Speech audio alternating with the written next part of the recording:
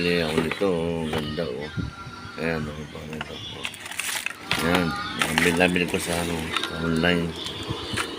Ayan. Impact.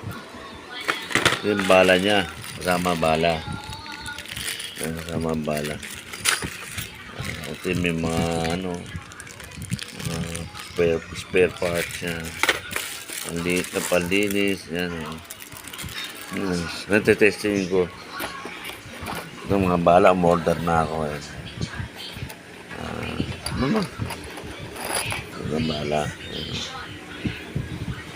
Natetestingin natin. Testingin natin sa labas.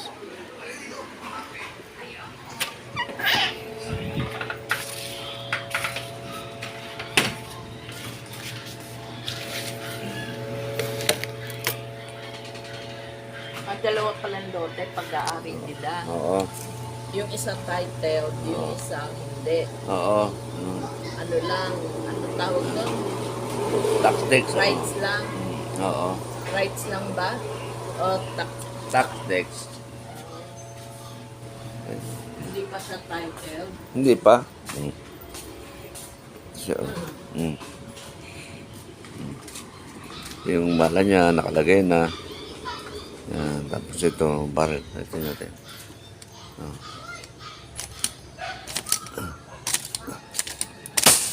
Kaninong gamit yan? Lakas oh. Ano ba yan? Ano yun? Lakas. Nakapit na. Kanino yung baril kinanding? Ha? Kinanding yung baril na yan? O sa'yo? Yeah. Sunod, mukhang ngayon. Pero, ano yung tumama sa kanya? Lakas niya, no? Di ba? Pag magtatrabaho sila, Lakas, sila nandun ng palugin. Tinesting ko pa yan sa tabado. Ang lakas pala nito. Ang lakas pala. Akala ko. Grabe. Totoo pala yung sinasabi. Ano. Ang bala nito parang bala ng 22. Ano. Parang bala ng 22.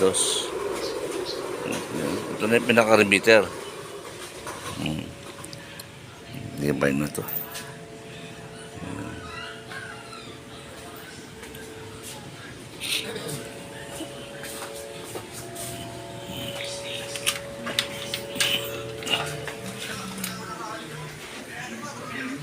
Ito yung ano niya. Ito yung box niya. Yan, box niya. Ito. May libre siyang bala. Gamit yung mga ano, langis. So, libre niyang bala. Ayan. May langis. May pang ano ito. May salamin pa kasama. Ito. Ewan ko na ito. Para saan ito?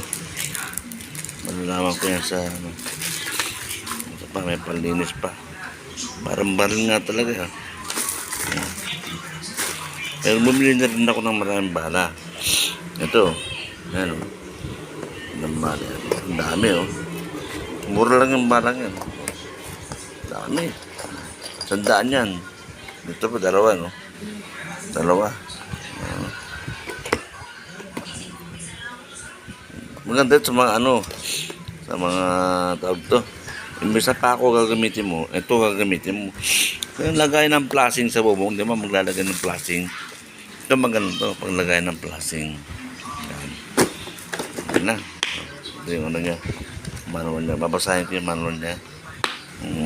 Paano paglinis. Salamat po.